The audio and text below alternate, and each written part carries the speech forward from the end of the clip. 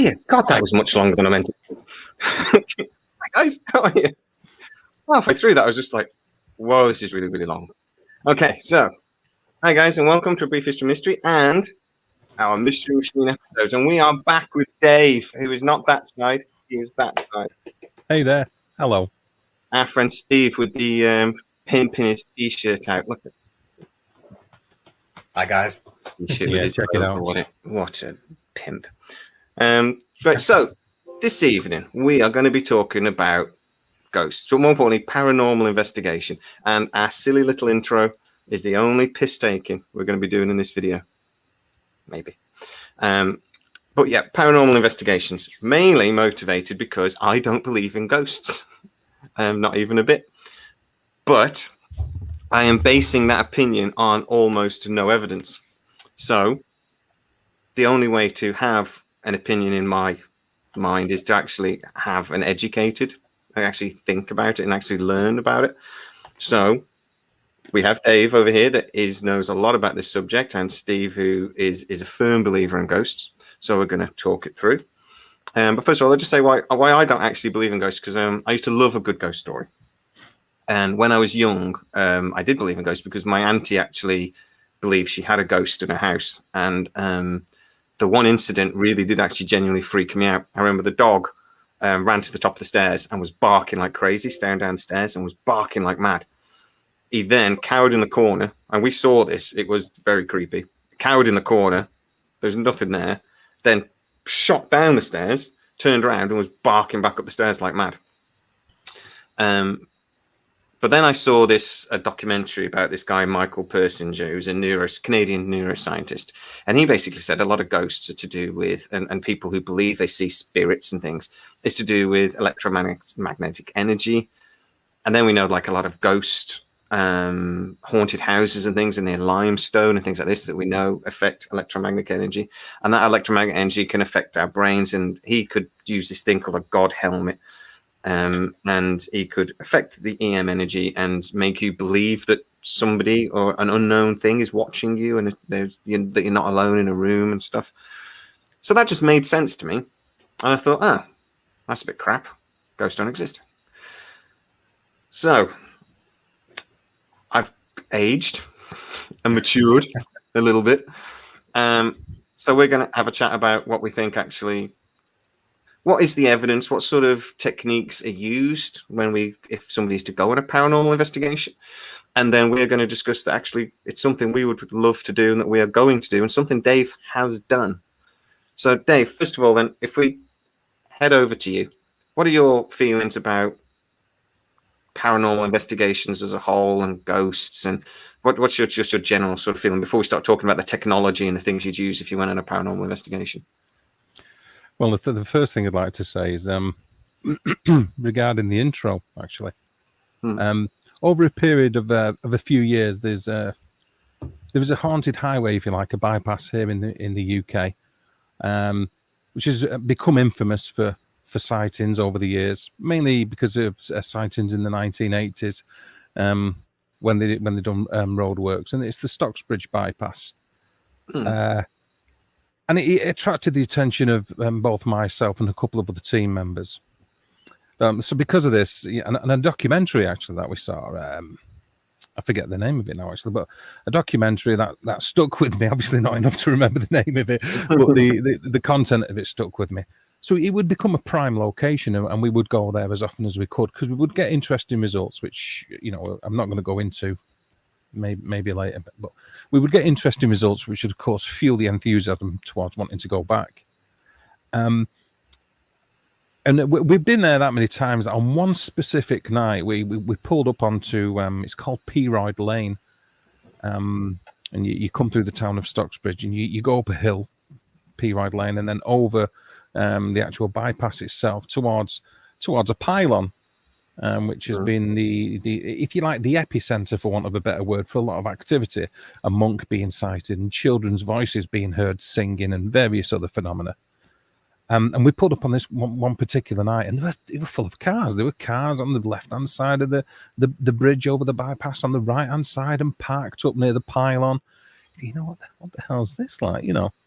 and they're all stood. Loads of people stood in the road as well, and they recognised the car. And as we pulled up, they all started clapping, and they turned the stereo. This one particular car turned the stereo on full blast, and they played that frigging music as loud as they possibly could, because we've been there so often and so many times, called in at the same chippy, and the locals had got to know us. The police turned up and everything because of the noise and flashing lights. And it was, and that's the first thing that came in my mind when you played that tune. That's why I was shaking my head as it was coming into the intro. Then it was like, oh no, because there's a cheese element which segues me into your original question, and paranormal investigation has changed a lot over the years, and that's the attitude and the expectation towards getting result. And I think it's been a bit of a double-edged sword, Jay, because whilst certain TV shows have sort of helped perpetuate the growth of paranormal investigative teams, they've also sort of made it almost like soap opera-esque, and people have an expectation that the kind of thing that you see on TV is the kind of thing that you will experience when you go out and conduct a paranormal investigation yourself. And unfortunately, that's not the case. In many ways, I think you could sort of like consider paranormal investigation to be similar to warfare, in so much, I'll validate that statement, that there's 95% nothing going on at all, and then 5% pandemonium that you don't have a lot of control of. It is completely wild and bizarre, and then it's done with. But the way that it's portrayed in media leads to an expectation that people then seek rather than looking for answers. And because of that, a lot of the time, the experience suits the narrative rather than the actual results narrating the experience. I mean, because you mentioned the TV shows. I mean, obviously, Most Haunted was very popular TV show a while ago with Yvette Fielding of Peter Kane. The Scream Queen. Yeah, I was about to say that, yeah. Who was the psychic? Psychic. And he's good. Derek Okora. God, that man pissed me off. It would just be, I'm a maid. Are you? Okay. But it was always exactly the same spiel. And orbs just annoyed me. In low light cameras, dust and things would go up because they're moving through the areas, and you'd see little, and they'd be like, look, an orb. Is it? But I think that's like, right, there was an expectation every week that something had to happen. Yeah. Because it's a TV show. And then obviously American TV shows since have like, and took that to a whole different level. I think there's a temptation for a lot of those TV shows to fake things, though, if they don't. Absolutely, completely, 100%, without hesitation, deviation in any way whatsoever, because it's about putting asses on seats. If you want to run a 24-show series about paranormal investigation, and obviously whilst you're doing this recording, your experiences might happen at one location out of all them locations. You've got 23 episodes of nothing happening. Your show's going to crash and it's going to burn. It really is that simple. It's going to crash. It's going to burn. And it's all about the ratings. And that's the sad truth of it. And it's even the same now if you have a YouTube channel, or it's not so much mainstream TV that you're putting out shows, if you like, on YouTube. It's the same thing, because you still want the views, you still want the watch hours. So that's feeding it rather than the actual seeking the truth and trying to garner evidence. And then and we'll go into this. What would constitute evidence in the first place? So I do think they will fake it, absolutely. I get that a lot with in my YouTube channel. We talk about conspiracies and mysteries and things, and somebody will comment, "You don't tell us anything new." I'm like, well, what do you expect? We're talking about the JFK assassination or something. This has been researched for the last 50 years. What you expect me to? Because I think people are actually used to a lot of channels. They just make crap up. Yeah, Our Side of the Moon. I'm looking at you. They just make things up to get ratings, and they don't actually care, because as long as enough people believe it, they'll get clicks and they'll get subscribers. That's the thing. There's many millions of people that will believe anything that's thrown in front of them. You know what I mean? You just have to look on Facebook to see that with all the It just sort of reminds me of sorry, Steve. It reminds me of a comment that was made when we done the Jack the Ripper suspects stream. You know, somebody saying, "Oh, well, you see, you've made the biggest mistake when it could have been a woman." And it's like, well, actually, my friend, you've made the biggest mistake in thinking that we aren't capable of imagining it could be a woman as well. However, we were talking about named suspects or possible suspects for Jack the Ripper, and until there was a female put forward, we can't do that. But feel free to name one, you know. And also, like, is it 95% of serial killers are men? Yeah, and I said all this as well about. I mean, but yeah, that's the thing. We follow evidence, and I think that's one of the reasons why I sometimes I quite regularly think I should actually just release a video, or I just like claim like really crazy shit. And a lot of my actually amazing subscribers would go, "What are you doing?" Because why are you saying that sort of thing? But actually, I'd probably get 10,000 subscribers. So I'm going to do that one day.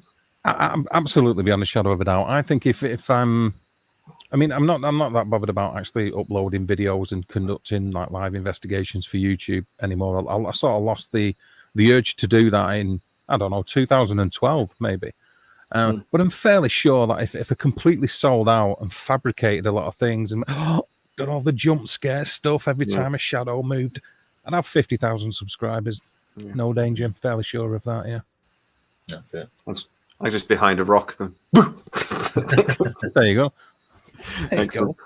So, say we wanted to go on a paranormal investigation then tomorrow. All right. So now I'm genuinely coming at this kind of blind. Because obviously not really believing in ghosts, I've never really researched it a great deal. So, but I'm always open to learning new things because, like I said to you, Dave, my opinion on this is based on almost nothing. So I don't really have a right to have an opinion in some ways. I've never experienced anything that I would consider to be particularly paranormal, other than that one incident with the dog. But that might have just been a mental dog, for all I know. I don't know.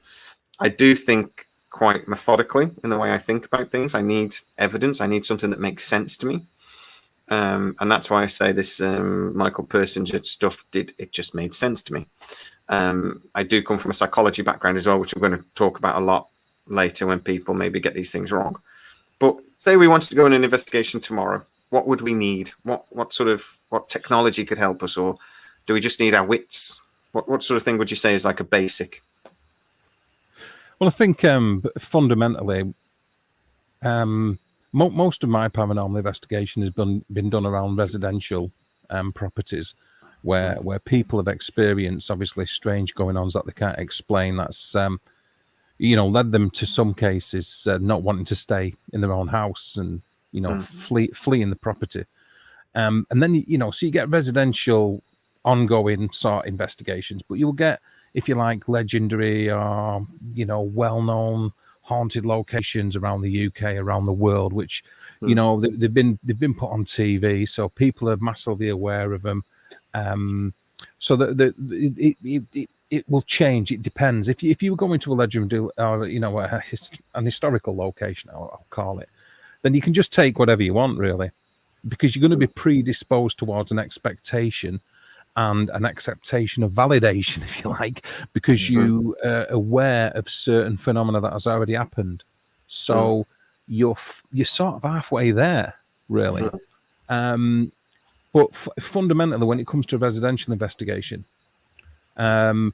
what's needed is if the report has come to you, is to obviously speak to the client on the telephone. And after doing so is to go and do a preliminary investigation. And when you do so, that is to take baseline tests, obviously. So you will interview the person who's having the experiences at the property, excuse me, and find out what type of phenomena that they're claiming to experience, and try and gather prosaic, more explainable reasons as to why that might be occurring. But fundamentally, to take baseline tests of things within the house. So, you know, making note of electrical supplies and, finding out if there's been any wiring work done, plumbing, you know, what condition the plumbing is, how old the house is, what was there at the location of the house before they took on the property, looking into the history of the area as well. And sometimes even asking questions that might be a little bit personal, finding out whether the client has a history of being on, you know, either a prescription medication, you know, drinks or takes recreational drugs. A lot of people don't like to ask them kind of questions because they feel like they're imposing upon. I imagine you would, Dave. Not enjoy it, but I think you'd have absolutely no problem with it. So. I don't mind at all, Jay. You've nailed my hat right on. I have no problem asking them, "Are you a junkie?" No, it's not quite like that. It is Venkman at the start of the Ghostbusters movie, though, isn't it? Because are you currently menstruating? yeah, absolutely. But so you've got to look at everything other than Ghost first, haven't you? You've got to dismiss the mundane. Beyond a shadow of a doubt, 100%. And whilst you're conducting the investigation, even when you've ruled that out, you have to also accept that you will get transient environmental external phenomena that can also come into play that weren't active during your baseline test. So whilst you're conducting your baseline test, and say, for instance, you want to take electromagnetic field readings, and they're showing what would be the normal. Now, normal isn't zero. Normal can be, depending if you're measuring in milligauss or microtesla, the background EMF radiation for any given location or property will have its own reading. It won't be absolute zero. It can be 0.2 milligauss. It can be whatever. You can move to another room nearer to, like, a big widescreen TV, and guess what, everybody? The EM field's going to be higher, peeps, you know, and over near the wireless router, you're going to get higher readings and stuff. So making notes and taking these background checks you do have to do a baseline, but that doesn't mean it can't fluctuate. The Earth itself, we live in a geomagnetic world. You know, environmentally, we're surrounded by pockets of EM fields, and they fluctuate. So you are open to that changing. So you rule out what would be considered to be normal, Jay. But you constantly have to do that throughout. I see many people chasing demons and flashing lights and forgetting that that's what they're supposed to do, quite frankly. Yeah, you're supposed to eliminate it. Well, but that's not just true with ghosts, is it? I mean, it's true with UFO research, cryptozoology. I mean, Fak mentioned earlier a little bit what is the paranormal, and he's right. It's not just ghosts. We'll talk about ghosts a little bit today, but it's UFOs, cryptozoology, and that eliminating the thing. And I think sometimes when you get a sighting or something happens, it's very easily to get overexcited and to jump straight to I've just seen something weird, when in fact you've maybe just seen something very mundane. I know I've been a victim of that myself. You know, you get overexcited, and it's only later when you look back at it and think, oh, no, actually that could have just been a something. You know. Yeah, absolutely. Very easily done. So, I mean, what are the ways to avoid that then? What are the ways to sort of corroborate when something does happen, or to validate when something happens, whether it's interesting or not? I think that's a very good question. And you did you did say something before about keeping your wits about you, and that's the big part of it. Fundamentally, a lot of everything regarding the paranormal is down usually to personal experience, to people having personal experiences at a base individual level or a small group level. But it's about the individual. It's about person. It's about a human experiencing phenomena that they can't explain. That is outside of the realms of their comprehension, or as far as they're aware, outside the realms of scientific explanation. So because of that, keeping your wits about you, yes. Staying focused on what you're intending to do, trusting in the equipment that you were using to gather said evidence, and fundamentally understanding how your equipment works, because it's okay taking lots of equipment with you and using that equipment, but if you don't know what that equipment is used for, then it's of no use to you whatsoever. So it's about staying focused, trusting in the equipment not giving into every single. You'd be amazed. Well, you probably wouldn't actually, because you're a student of psychology like myself. But you will understand how group hysteria, you can get like a domino effect where hysteria is concerned, very, very easily, and people can be easily influenced by the mood of people that are around it. It's human condition. So, it's always a difficult one to answer that. I mean, what would constitute evidence is the golden fleece for paranormal investigation, for cryptozoology, and for ufology and other things. I think one of the things I've seen doing a little bit of research today was like people using like FLIR or infrared cameras, and then I think if you're going to do that, you need to really be aware of certain things like residue heat from just walking across a room will leave residue heat, in places, and it can, you'll see spots, sort of thing. Things like reflections off even mirrors and things can create unusual effects. I've seen infrared cameras that can see the wires in walls because they're generating a small amount of heat. If you're not used to that camera, if you're not used to that technology, you might think you're seeing something very, very strange when actually you're just seeing what the camera can see. That's what I always talk about using low light cameras for C5 in UFOs. You see a low light camera and there's an object moving around and it seems to be reacting to a laser, and I'm like, I'm pretty sure that's a bat. It doesn't look like a bat, but I've used low light cameras in the past, and things look weird in them. And if you're not used to that, you might think you're seeing something very unusual when actually you're just seeing something very, very normal. A lot of CE5 videos of bats, by the way, unfortunately. Technology. Well, I mean, sorry, Jay. I will pick up on using infrared cameras. Whether it be digital stills cameras, whether you're taking digital stills cameras, it can be any kind of digital still cameras. Massively famous for capturing the orbs that everybody was so fond of in the early 1990s. But your digital still cameras, now it can be regular visible light or VL, so your usual light that we all know and love, to full spectrum to infrared. Now the thing about infrared is that's also become famous because of TV, really. It's come around because of a concept of the reason that we don't see things in every day is because they're in a different light spectrum that we can't see, and every now and then the conditions are right that we do see them, yada yada yada. So it's like, well, what light spectrums can we see in now? Of course, we see reds and blues and the colors twixt, as it were, in between. But when we go into infrared and we go over to the other side, obviously, in ultraviolet, depending upon the nanometers, the wavelength, and when you start getting to 850, 940 nanometers, it's usually where we use infrared photography. And the thinking is that those cameras, because they pick up on infrared energy on a spectrum of light that we don't see in, that they will capture paranormal activity, or they will capture a spirit outline or a full body apparition that we can't see with the naked eye. So they became popular for that. They also allowed for the greenish tinge, which looked creepy on TV. The black and white tinge that looks creepy on TV, and the lights reflecting, he looks ghostly, absolutely. It looks eerie. And the eye shine that you see even in human beings when they're using infrared.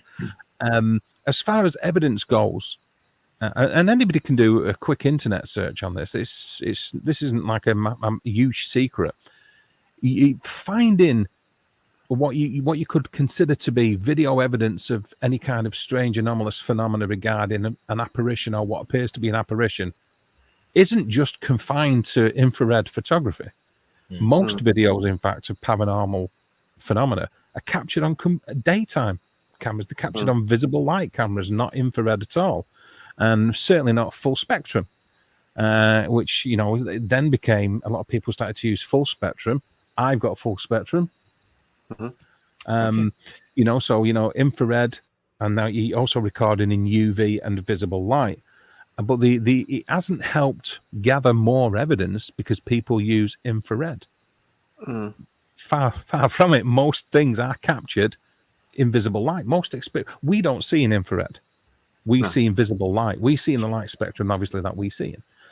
So when we have experiences, we see them in visible light. Obviously, we don't see them in infrared. So why there was the switch over to infrared? That was driven really by medium and the creepiness, and because you can walk around in the complete dark, you can film in the complete dark, and you can have an experience because your senses are heightened because you stood in the complete dark. So infrared, it does have its uses.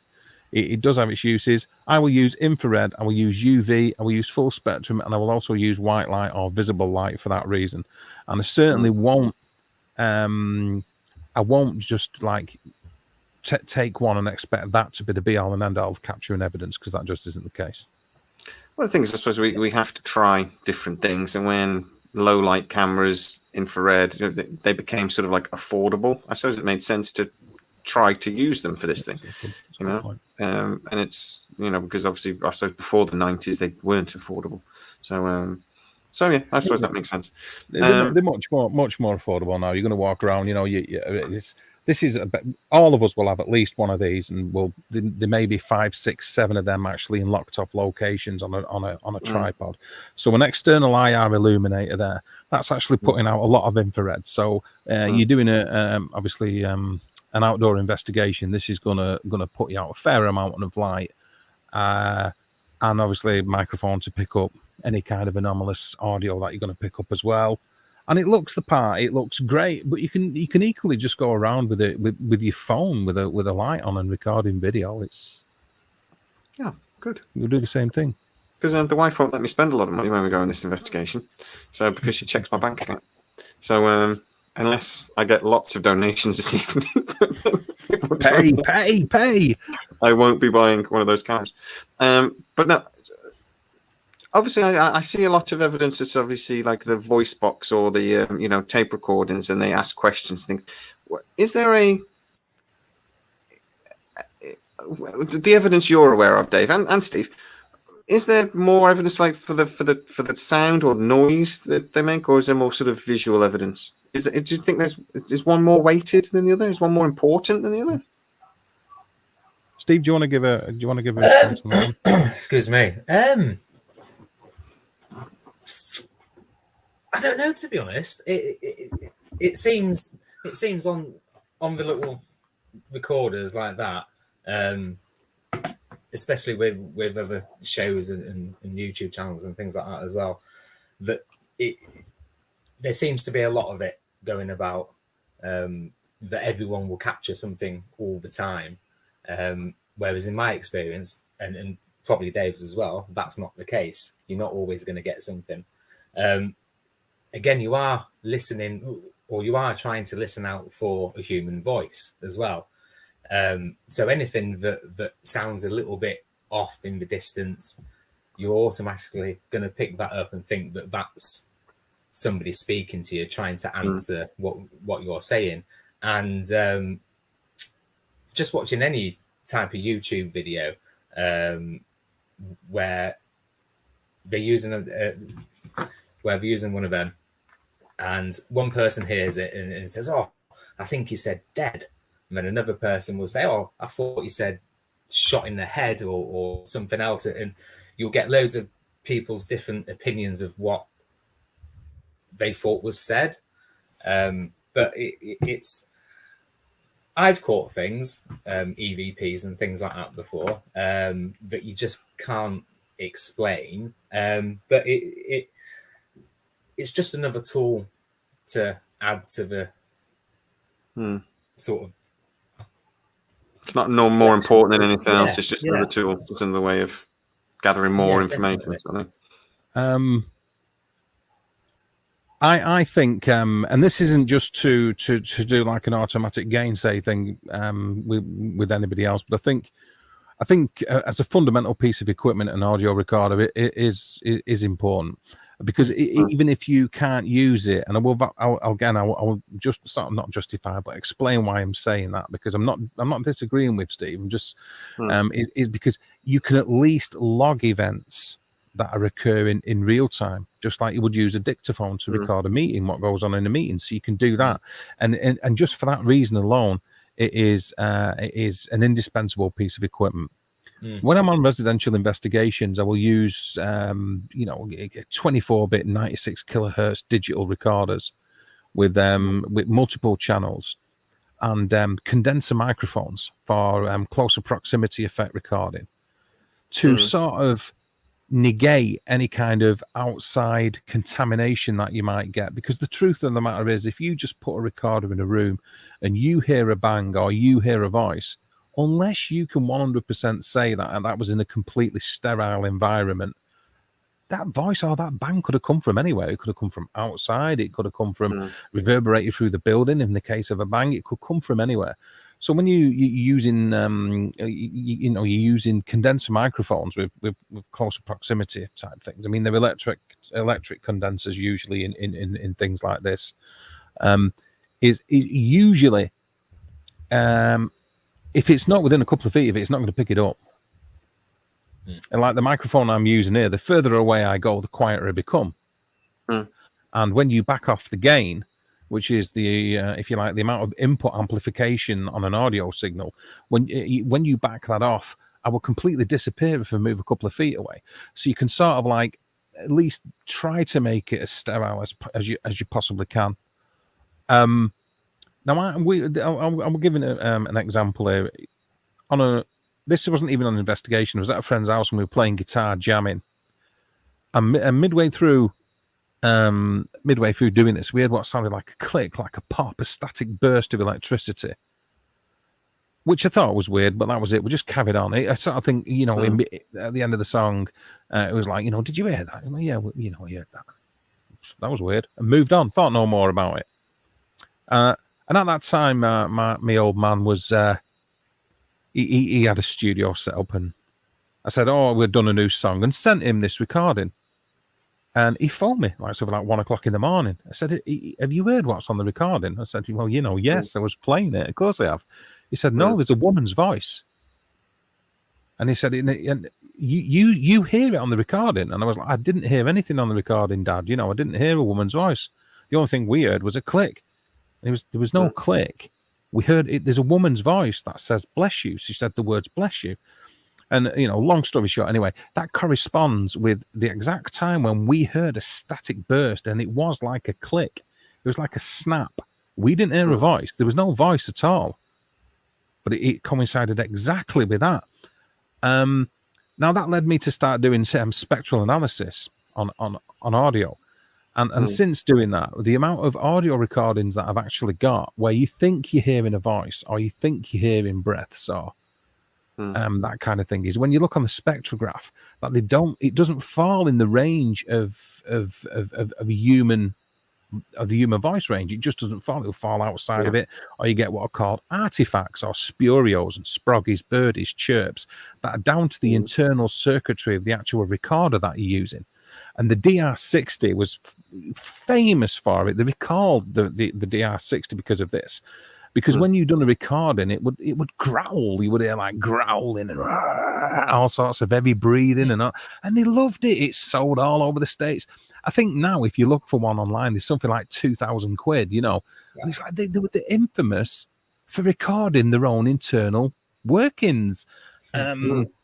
So I've caught many things on audio that are very, very weird, very strange. And I would say I've caught more audio phenomena, to go back to and to hit your question with a direct answer. I've recorded more anomalies on paranormal investigations that are down to audio than I ever have on video, beyond a shadow of a doubt. Do you think there's any reason for that? I just think if we assume it's an attempt at communication, or that's a very that almost is asking me if I believe in ghosts. Do I think it's direct communication? In many instances, I again, I'll go back to that location, Stocksbridge, because it's famous. And the reason to say this is because people can look it up and find out the type of phenomena that is reported. We'd been there on many occasions, and we went there and left an audio recorder, digital audio recorder. Now there's another location just down the road that's also worth having a look at. So we did, but left this recorder in place, and we started off to the other one for a couple of hours. When we come back, luckily the people in South Yorkshire, they're very, very friendly. They didn't steal the equipment. Obviously, they didn't find it really, but I like to think they were being kind. Anyway, we managed to, we retrieved this digital recorder, took it back, and sure enough, on playing it back, there's hours and hours of the sound of the cars going along the bypass in the distance, and that's it. And then at one point, and it must have been a 2 or 3 second clip, what sounds like children singing, very briefly, very faintly. And it would have coincided with when we set it up by about 2:30, 3 o'clock in the morning. And if you know the location and you know where Stocksbridge is, the only type of sound you get were the clanging from the steelworks, from Chorus Steelworks in Stocksbridge, because of Sheffield, Sheffield Steel and that. But sounds from the town wouldn't carry across. You just wouldn't get sound. You wouldn't hear voices from the town. They just wouldn't carry across the valley. It was too far away. We never ever heard that ever. We could sit there for hours and we would never hear it with ourselves. And loads of other recordings never ever picked up any other voices coming across the valley from the actual town itself. On top of which, the distance. So you're in quite a remote location on the side of a hill in complete darkness. Apart from the people going up there to play as the Ghostbusters theme like you did, you don't really get people hanging around up there. But we got children's voices. And on another occasion, and this is a few years later now, because after hearing the children's voices, I'm sorry, Jay, after hearing the children's voices, we've done a little bit more of a little bit more research on that. And that is one of the big things that people would experience would be not just seeing this monk, which would appear actually at the side of people when they're driving down the bypass, in the passenger shit, there'd be a monk sat in the car, or a monk fritting around in the fields, or a monk actually stood on the bridge, P-Ride Bridge at the bypass. The other main thing would be hearing children's voices. And that's what sort of started everything off, because some workmen, when they were building the bypass itself, heard what sounded like children singing Ring a Ring a Roses, which that's everybody do look it up online. Yeah, look it up online, everybody. You'll find the story, but that's what started it. So many years later, we've gone back again and done it, and I'm recording, because I'm in the passenger seat at this time. I'm recording with the video camera, and we've gone off P-Ride Lane into the valley where the steelworks are to come back up the hill towards where the town itself is of Stocksbridge. And I thought, well, nothing's going to happen now. So we turned off the video camera. As soon as we hit the brow onto the main road with the windows open, we heard ourselves, not on the recording, we actually heard Ring a Ring a Roses, children singing a song, all of us in the car, because the windows were down, all of us. And I had stopped recording about 2 or 3 seconds before it. So beyond a shadow of a doubt, that's just one, but there's been many, many, many experiences. So I think a lot of the time you just catch in audio that's imprinted upon the environment when the conditions are right, just like the stone tape theory. In them instances, I don't think that was actual communication. However, I have conducted many sessions where you've used an audio recorder for what we call call and response, is to ask a question, leave it recording with a big enough space, and then play it back and see if you get anything. And on many, many occasions, it sounded like... I've heard some very, very creepy responses. Sometimes it's just noise, and then somebody says, is somebody saying, I hate you, or God knows what. And then you're like, oh, no, no, I can hear that now. Yeah, but stay away from that. A bit of auto-suggestion. Auto-suggestion, yeah. Yeah, you've got to be...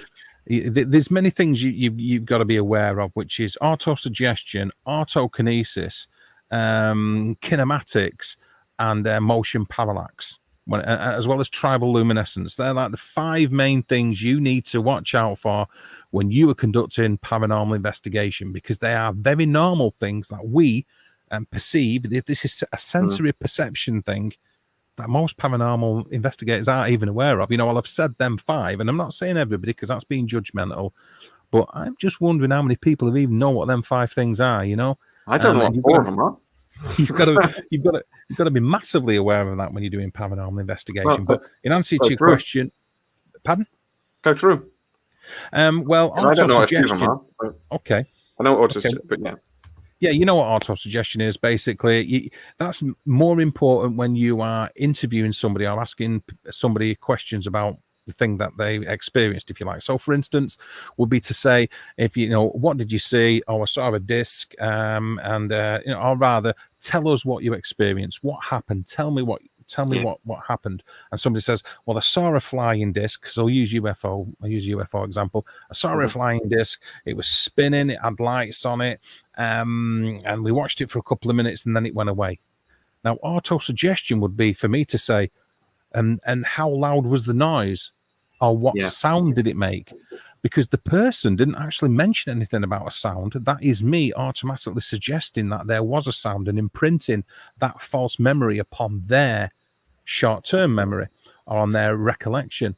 It's a thing. Police have to be very careful when they're interviewing people, but also like things like psychologists have to be very aware that if they're treating somebody, that they're not imprinting suggestions completely accidentally, filling in the gaps for the patient by accident, because it's very easy to do, because we ask open questions. It's how we talk to people sometimes, but in doing that you can put words in their mouth, sort of thing. Yeah, absolutely. You really have to be careful about that, about doing that, as you just said. So auto-suggestion is actual massive one.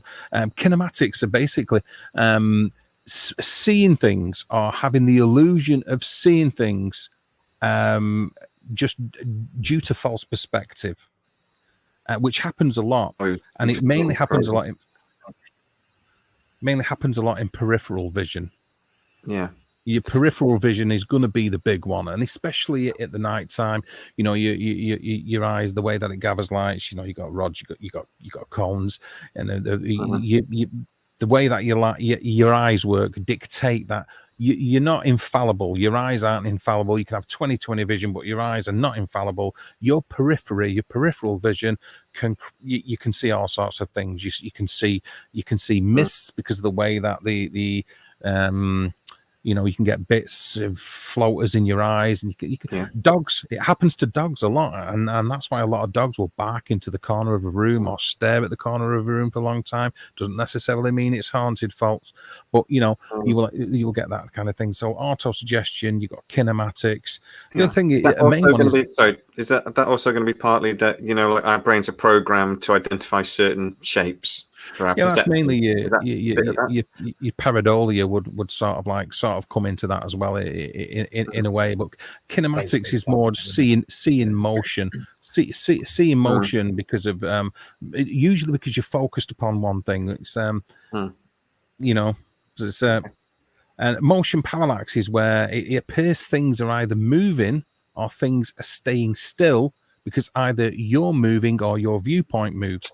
Now, this is massively important when it comes to UFOs. If you're sat on a plane and you see an object and you're moving along and that object looks like it isn't moving at all, that kind of thing, it's due to the relative speed that you are, distance and angle from that object. It's not because it's actually floating in the sky, So you've got that kind of thing. Autokinesis is if you stare. I'll give you an example. If you stare at a star for long enough, twinkling star, it will appear to wobble. Yep. It will appear to wobble as your eyes and the muscles in your eyes strain to maintain focus on a distant object that's only small. So you've got to be. There's so many things. It moves quite a lot, doesn't it? It can be very odd. It can move look like it's moving a lot. Yeah, absolutely.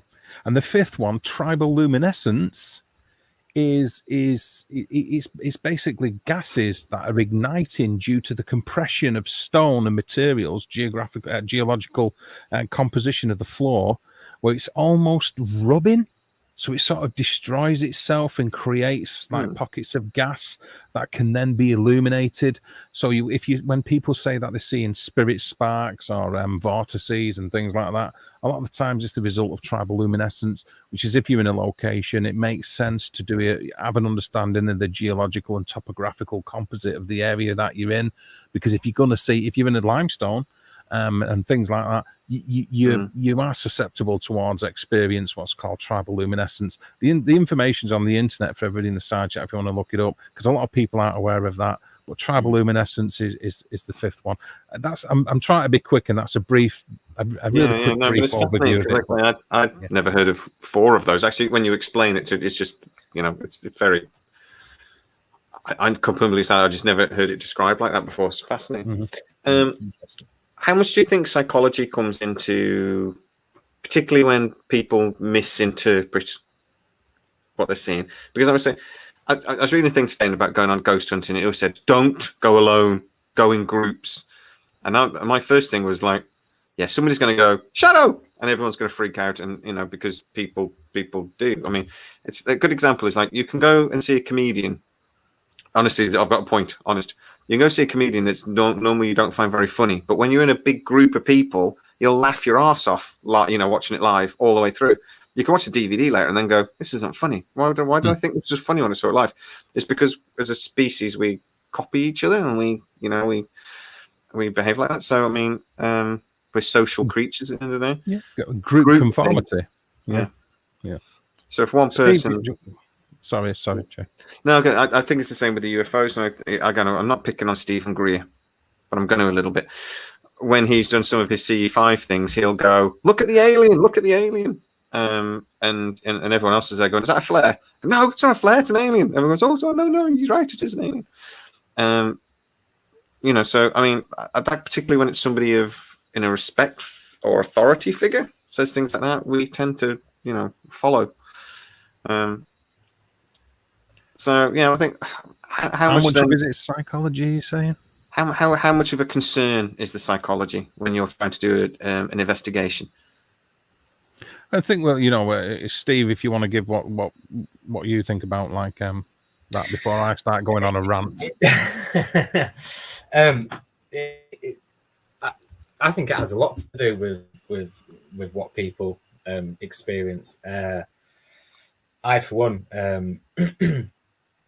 have an ex-partner that I did a few investigations with, and she was very had to be center of attention, if that makes sense, and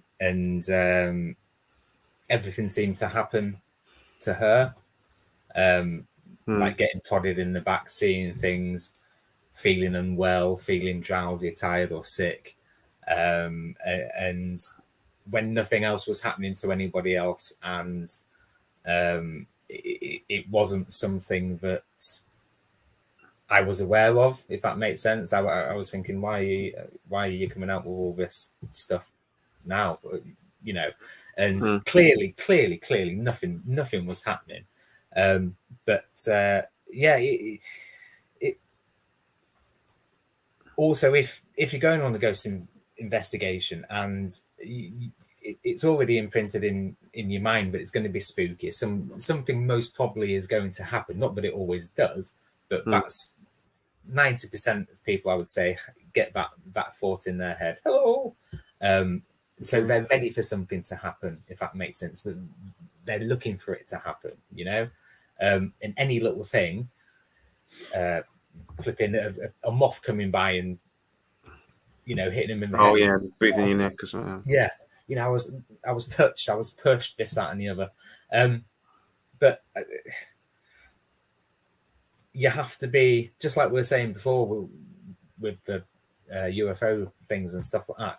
You have to take everything with a pinch of salt and then weigh up the evidence on both sides and think logically of what it could have been or what the situation is.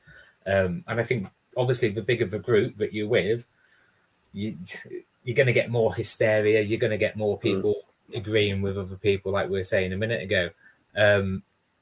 It's a very, like, you'll always get people saying that things happen to them all the time.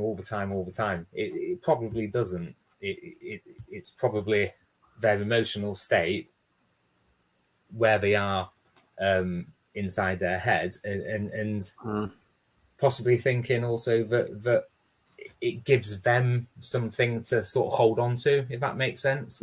something to sort of not live Themselves for. feel important. Yeah, It's yeah, important, yeah, isn't it? 'Cause, very so. I've got ghost stories. I've got. Yeah. I'm getting. I always think about that with aliens and things. When I research alien stories, it's always you'll see somebody that's seen something extraordinary. Oh my god, that's amazing! And then when they're interviewed, they start talking about other times they saw aliens and other times they saw. And then as soon as I think, I'm like, oh no, I thought this was interesting, and now you just sound like a nutter. But anyway, okay. In many cases, I've been tempted to conduct my own kind of experiments, because no questions, please. We won't be dragged off course. Tammy, ask us again at the end. Yeah, we'll come to that one. Would be to suggest something at a location, and I've done this. And should any of the people that have been on investigations with me in the past see this, yeah, I've caught you out. And that will be to suggest something. And it can be something very simple. It really can. Did you hear that? That sounded like somebody growling or something growling. And I didn't hear it. I didn't hear it at all. I said that I heard it just to see if anybody would conform. Yeah, I did. It sounded like a woman.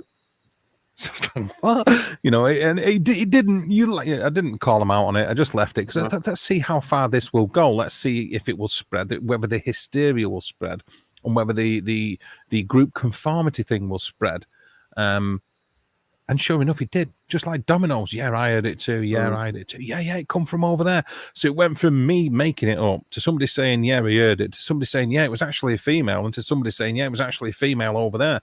And then to top it all off, I thought it must have been a female because I thought I saw a woman walk past that doorway.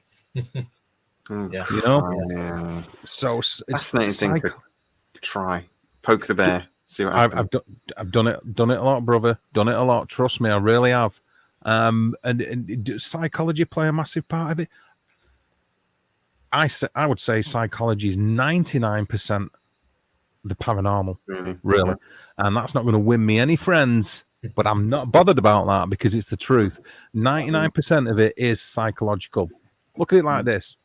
If there is something truly going on and people are having genuine experiences, that's worth investigating. Yeah. If people are making things up because let's just arbitrarily call them liars or fantasists, and they want that kind of attention within the group setting, psychologically, that's worth investigating. If people are saying they've experienced things just because they're imagining things and they're not being deceptive about it, that's worth investigating. You know what I mean? Yeah. If it's down to normally prosaic and scientific phenomena that we're not yet aware of, that's worth investigating. So whichever way you look at it, it's worth investigating. You know, it is worth looking into. It's worth understanding. To understand it. But the thing is, it would be a person had an experience at a location and that story spread, which is why we've heard of it in the first place, for people to go there and investigate. So somebody had an experience. So it's down to their perception and recollection, which will drive the legend or drive the folklore or drive the narrative of the investigation or location that you happen to be conducting or be at. So psychology, massive part of it, if not all of it.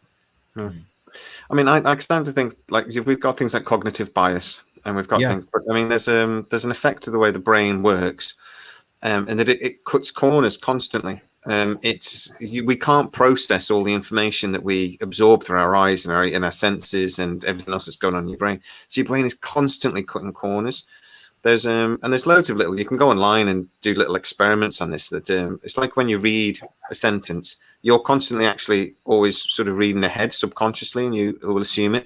And a lot of people will read, like, say, a black cab walked down the thing, but people read it as black cat. And 99% of the time, people will read black cat and say it out loud, sort of thing. And it's because your brain isn't really 100% focusing on that. It's constantly cutting corners. It constantly goes, oh, I know this, black. It'll be a cat.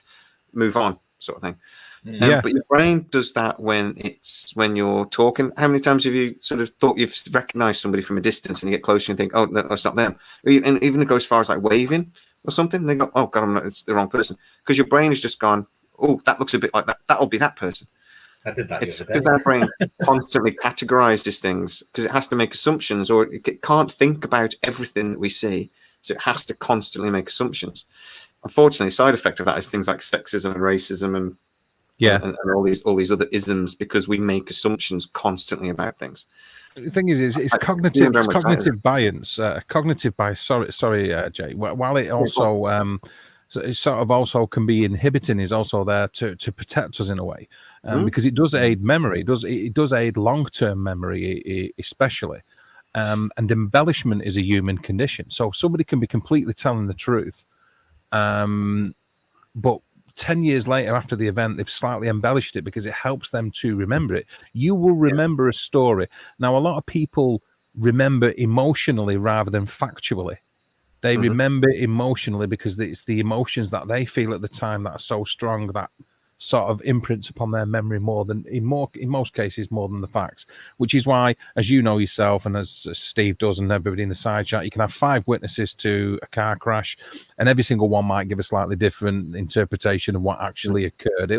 That kind of thing will be there, but there'll be little differences because of perception and mood and all the rest of it.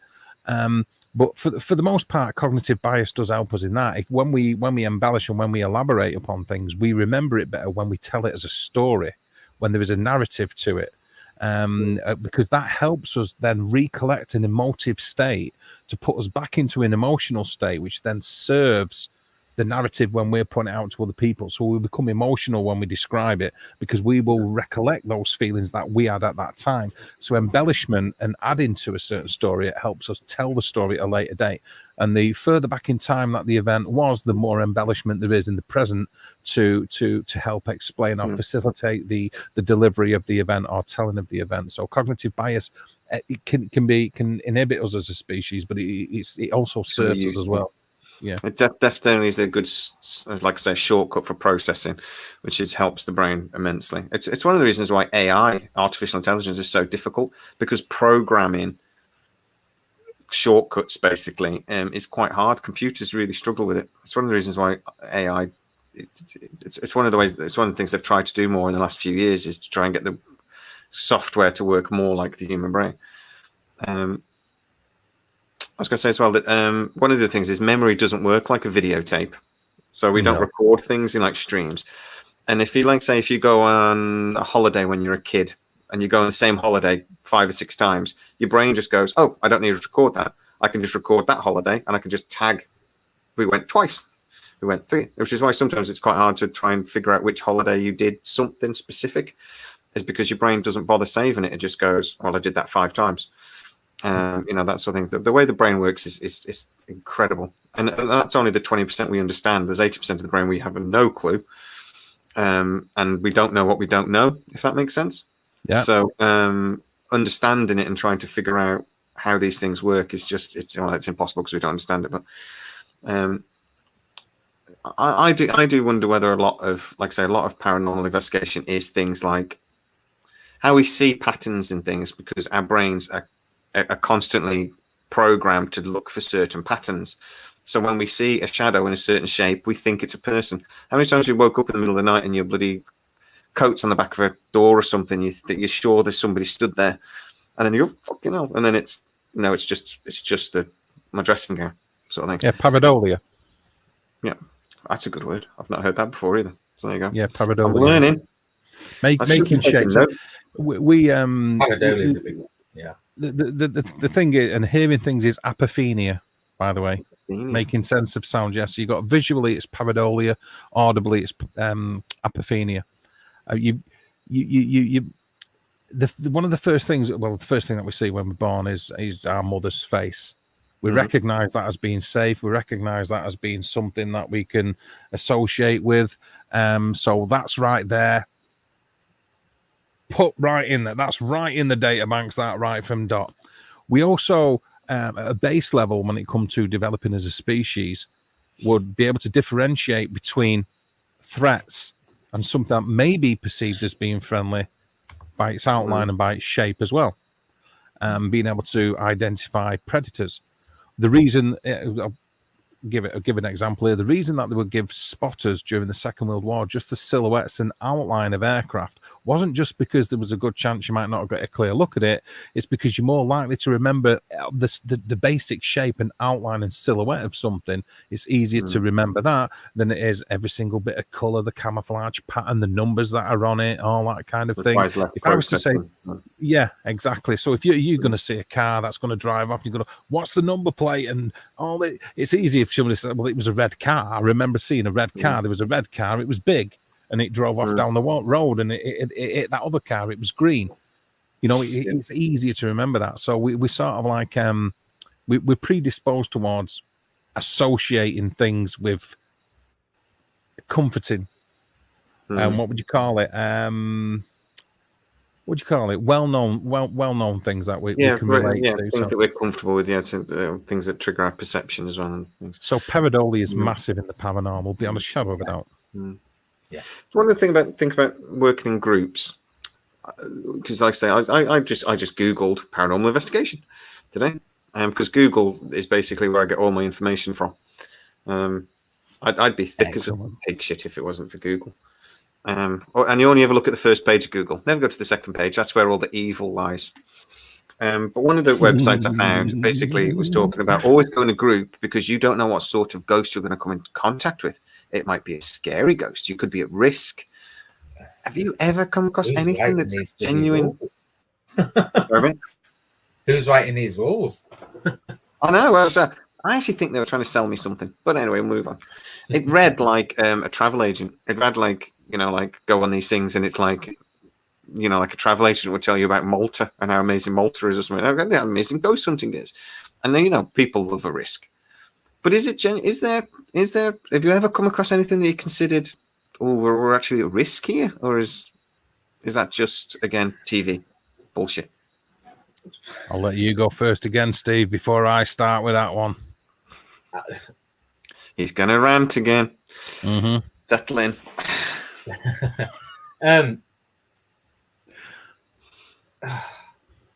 I've had experiences where and obviously know people, other people that have had experiences where they feel threatened by what they're experiencing, and even before they experience something.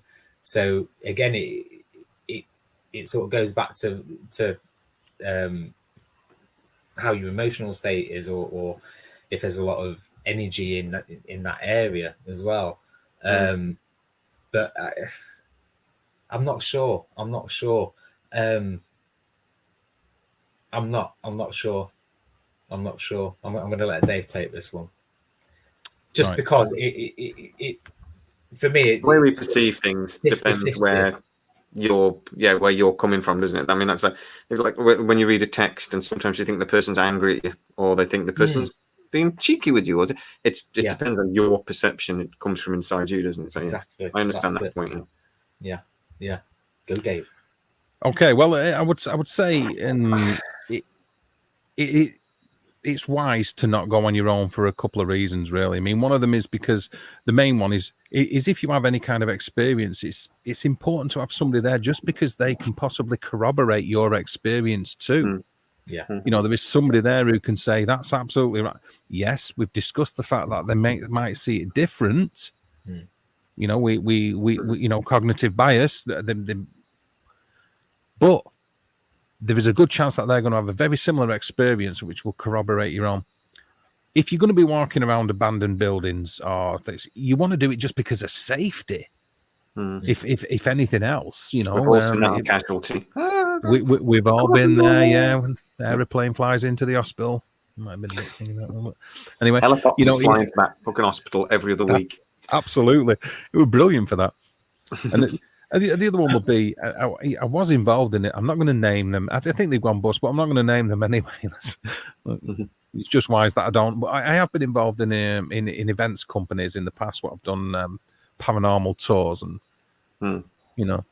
and paranormal investigations, and you see like 75 people walking around a location in groups of 10, so they spread out all over the place. And of course you've got somebody going, I can hear banging. Of course you can hear fecking banging. There's like 65 people in the floor above you. Of course you're going to hear banging. Absolutely. Yeah. So I sort of get both sides of it. The pros and cons of it. It comes to a residential investigation. It's good if there's just 2 or 3 of you. Usually, we would go in a pair. If it's an outside location, obviously, depending upon the size of it and depending what kind of equipment you're taking. I mean, if you're taking, you want to take, like, say, for instance, K2s. Yeah, I'll give you an example here. Yeah. Okay. You know what I mean? You need bodies to use the equipment if you're using a lot of equipment. Yeah. So that massively depends. So stay away from page 2 of Google. I massively agree with that, because it's complete and utter horse radish that you're being told there. Is it there because of certain ghosts? Right. Well, I will go on this. As far as I'm concerned, right, a ghost is a non-sentient, non-interactive energy that is imprinted upon an environment or a location that replays a preset certain of events in sequence when the conditions are right. Yeah. That is it. Stuck in a loop. Okay. Absolutely. A spirit is a completely different thing, in my opinion. And not just my opinion, lots of other people's opinions too.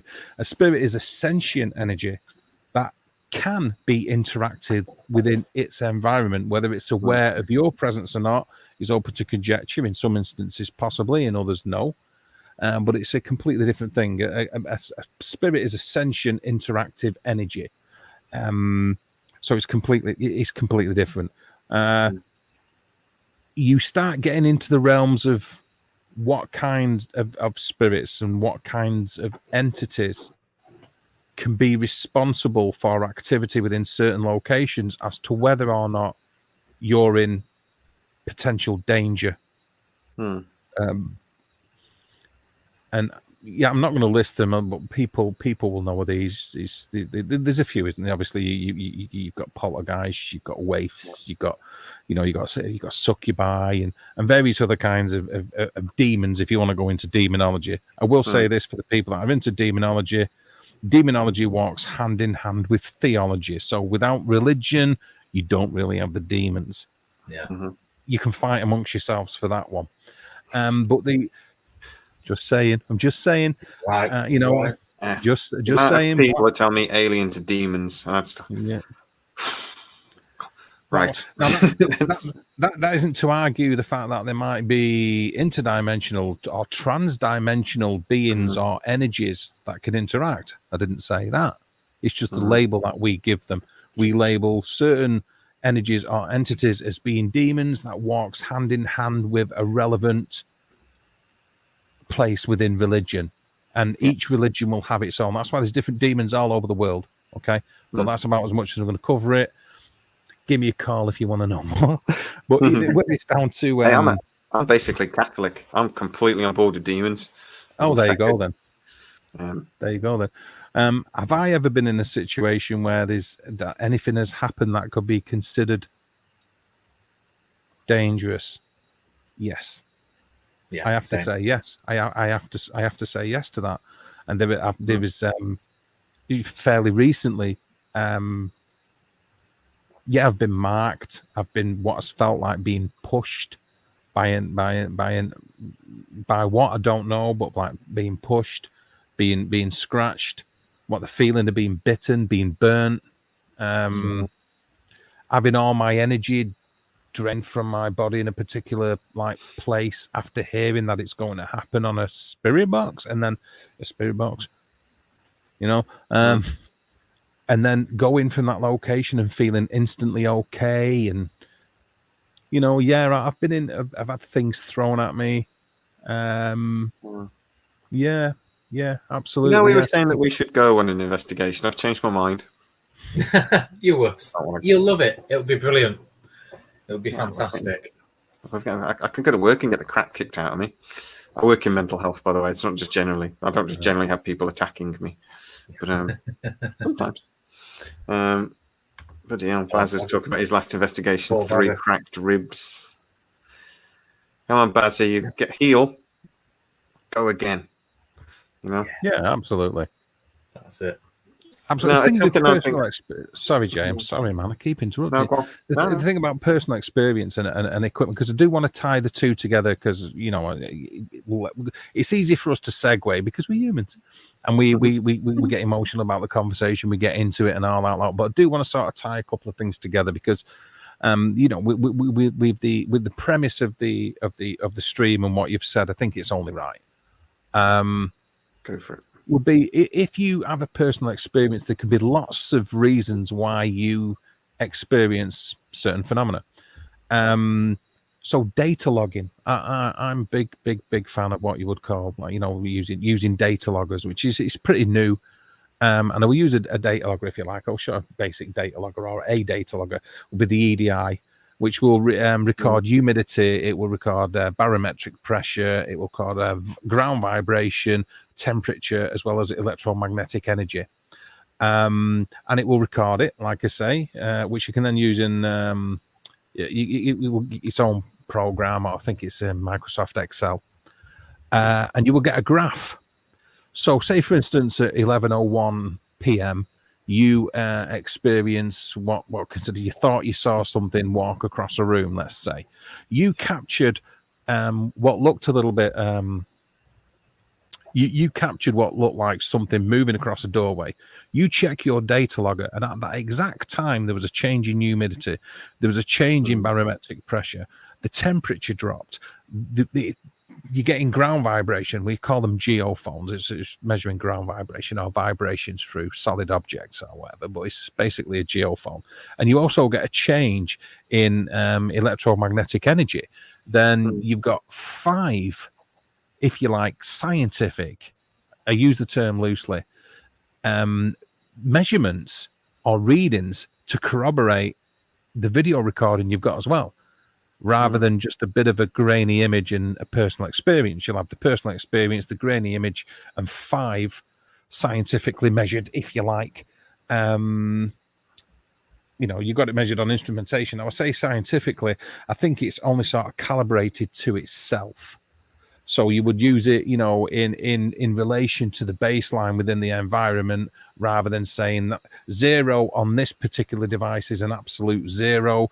You can't read things like that, because that kind of equipment's going to cost thousands of pounds, really, proper scientific equipment. But that if it said 0 and it doesn't say 0 anymore, it's now saying 2, say, for instance, then in accordance to itself, it's moved from the baseline, if that makes any sense.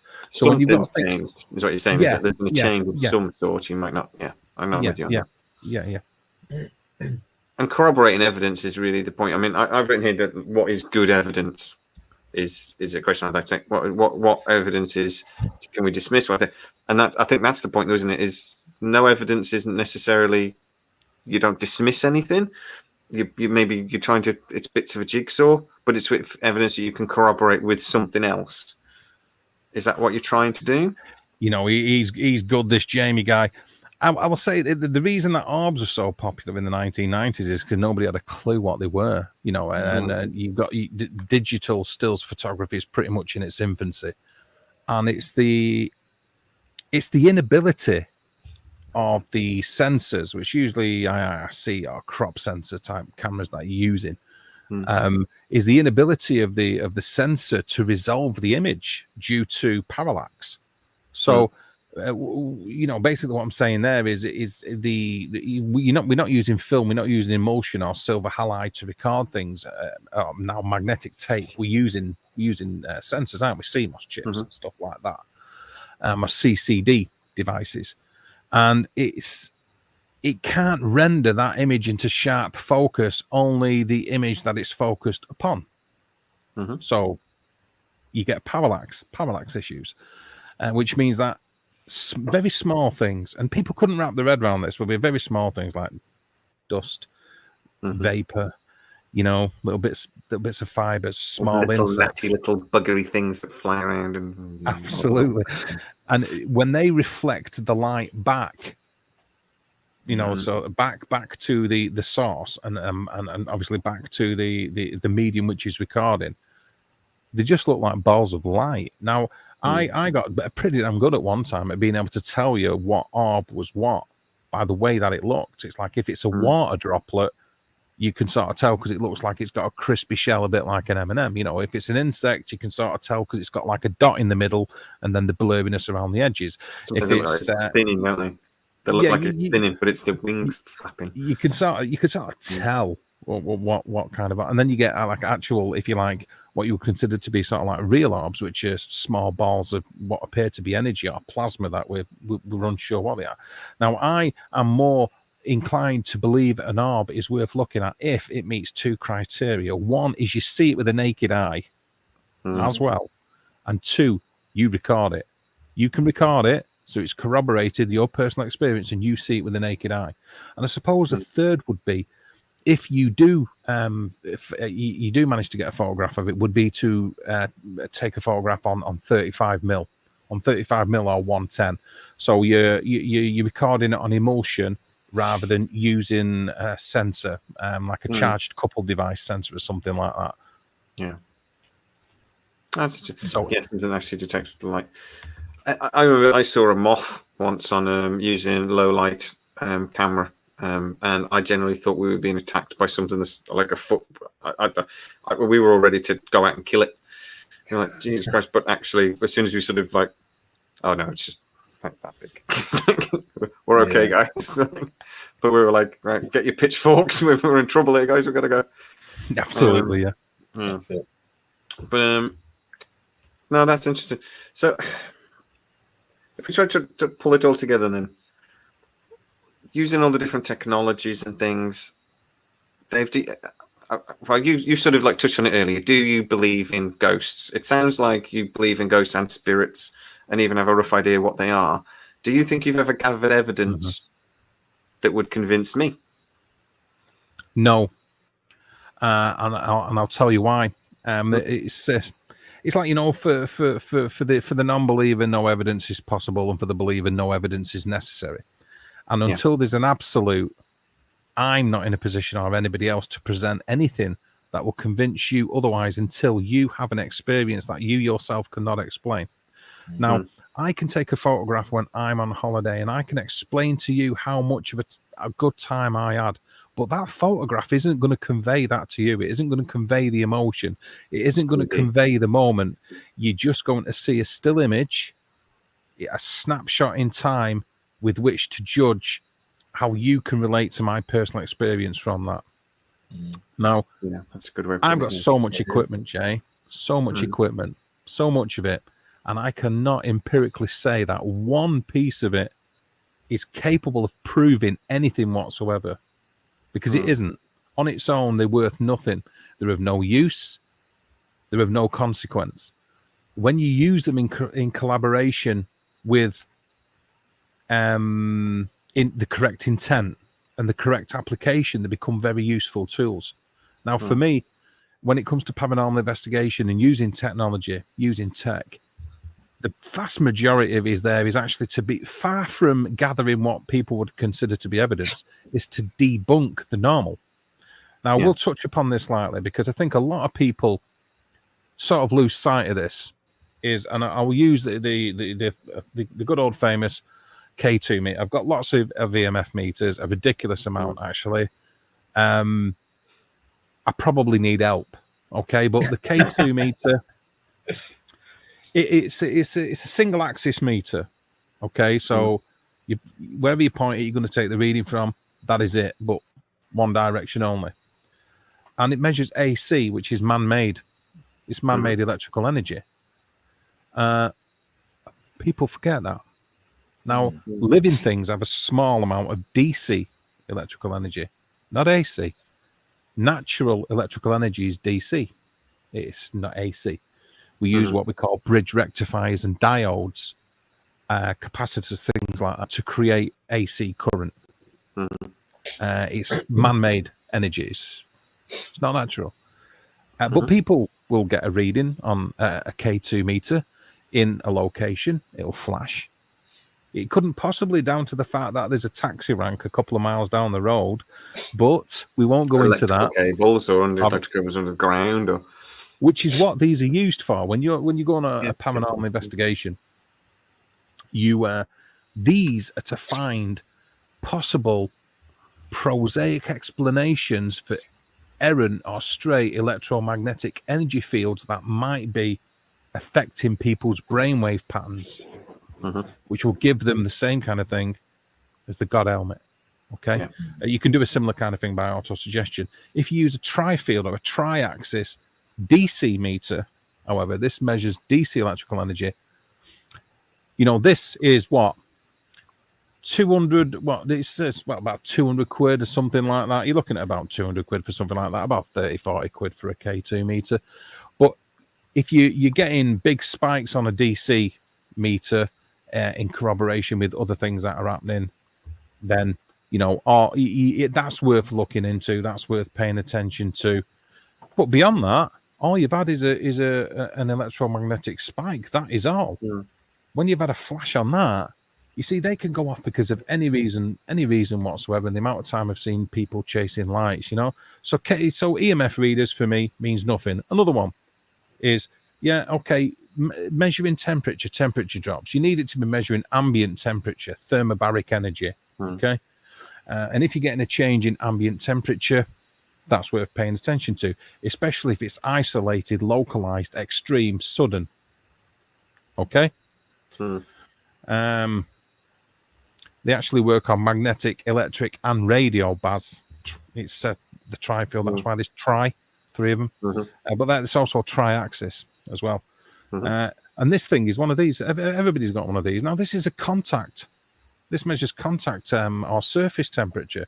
But everybody's flying it about. So unless the ghost is like, or whatever you want to call it, the spirit is actually living inside my Xbox over there right now. If I take a measurement of the heat from that Xbox, I'm talking complete bollocks. It doesn't mean anything at all, but everybody's got them.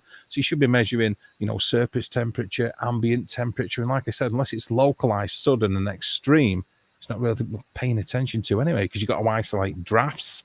There's all sorts of things that you've got to go into. Motion sensors. There's loads of it. There's so much of it. Crystals. People have all sorts of it. Crystals, absolutely crystals, yeah. Absolutely. Yeah. I was forced to. I'm not a big fan of crystals. But again, it's coming from a place of no knowledge whatsoever. So, but I remember my mom was doing a massage course, and she asked me to go and help, because they were doing the tests sort of thing. So they needed people. So I said, Mom, I'll help you out as long as you don't actually give me a massage, because that would be creepy. And she promised me I wouldn't. And then I got there and she went, nobody else wants you. I've got to do it. So Mom was massaging me. And then at one point she brought out some crystals and started aligning my chakra. And I go, that's it. I'm done. Get off me. So hot rock massage actually was lovely. But it was very creepy having my mom touch me. I don't understand why crystals are relevant. Why they... What do you get? What sort of results can a crystal give you? Or... We're all composition of element, molecules, and energy. Yeah. Okay, where we all exist and everything exists on different vibrational frequencies. So the difference between solids, gases, liquids, so on and so forth, is how sparsely populated, how violently it's moving, and obviously the atomical construct.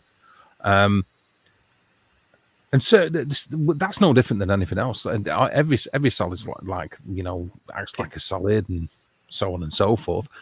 But the different crystals is the actual composition of these crystals affect the energy or the frequency, not only in the environment but within us as well, because we're composed of that.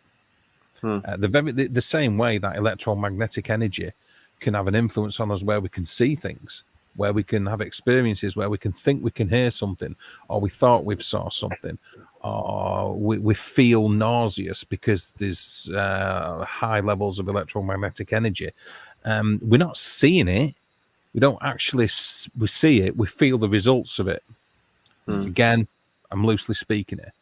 And it's the same thing with crystals, like the different crystals, because they resonate at different frequencies, interact with our vibrational frequencies, and can directly affect our well-being. And not just our energies, but other energies that are in the environment. So in a paranormal sense, certain crystals will be used to generate what would be considered positive energy, and to attract or repel what might be considered negative energy. So people will use crystals for that within paranormal investigation.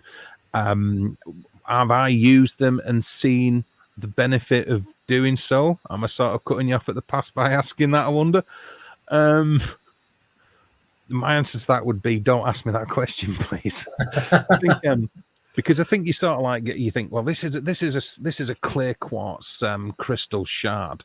This generates like good juju, man. You know, this protects me against some seriously twisted mojo. You know what I mean?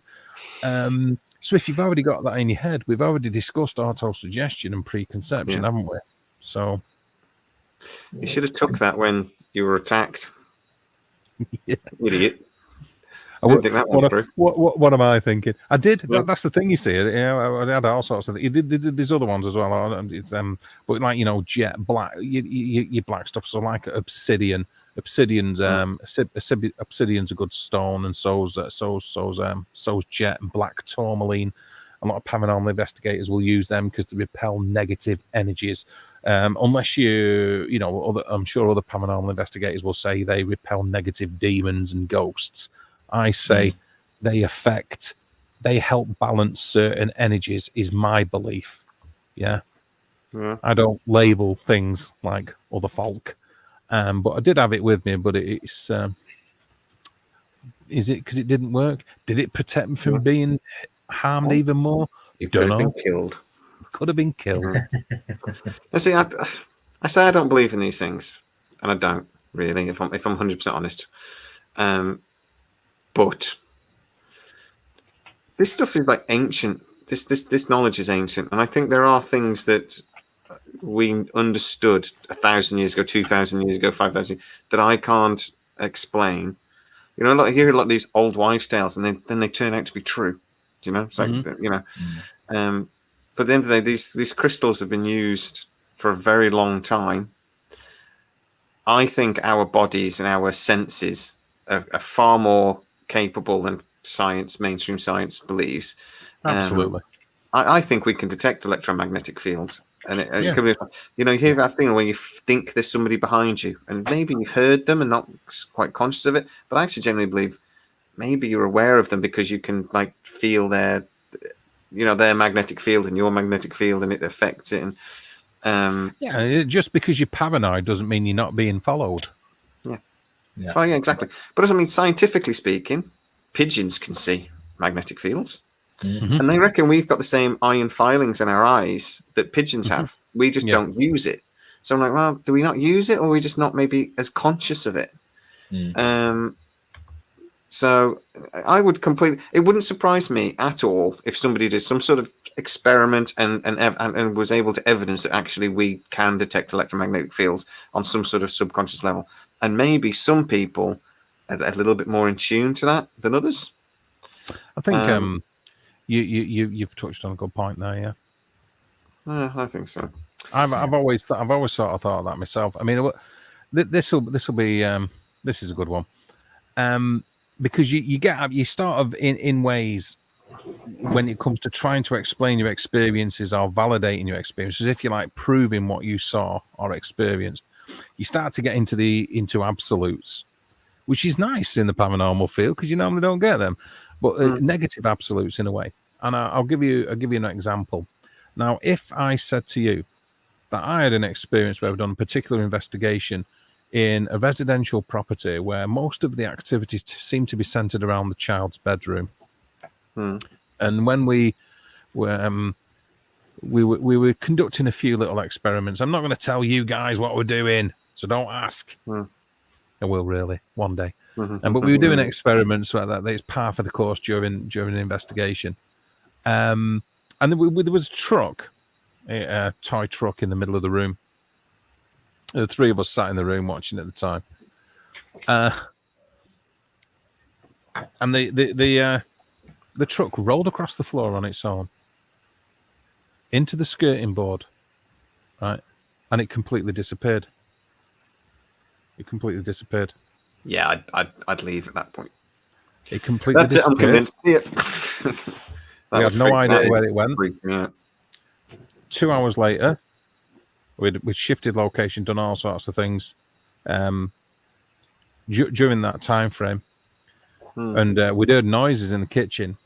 So we went into the kitchen, and this toy truck was right in the center of the kitchen floor, and Jesus Christ, the kitchen's directly beneath the child's bedroom. So either I'm lying or it happened. You're lying. Do you know what I mean? That's fine. Tell us. I have no problem with you believing that. I believe. I think I said this once to Steve, actually, that I believe you believe. But that's a bit different, because that's sort of like, that's not you saying that I felt something or I saw something. That's a physical object moving across a room, disappearing from a physical location and reappearing in another. I don't even see how that could be a hoax. That is absolutely what all of us saw. That is absolutely what all of us saw, which is exactly the same. Which is exactly the same as when you're in a location what's reported poltergeistic type activity, where cupboard doors are opening and shutting in the kitchen, and knives and spoons or stuff is sliding across the work surfaces, and where you can walk out of the room to go into another part of the house, and then go back into the kitchen, and the cups have been taken off the cup tree or the mug tree, whatever it's called, and they're stacked up in the center of the floor. And you were the only people in the house. Now, this is where you're also hearing voices coming from within that room. You're hearing scratching, you're hearing scraping, you're hearing banging on the wall. You see, the door. It's so difficult to explain the actual experience, because I could have gone back into that kitchen and took a photograph of them mugs stacked up, and all you're seeing is a stack of mugs. And as far as you're concerned, I could have done that. That line in Ghostbusters, isn't it? When they come across the stack of books, because I guess no human being would stack books like this. So evidence is always at the mercy of whether people believe whether it's evidence or not, unfortunately. And yeah, but I don't need to prove it, because again, I just to put in there. Go on, Steve. My experience with excuse me, on investigations and things like that, is that if you do hear a sound, or a tapping or a knocking, to me anyway, it doesn't sound like a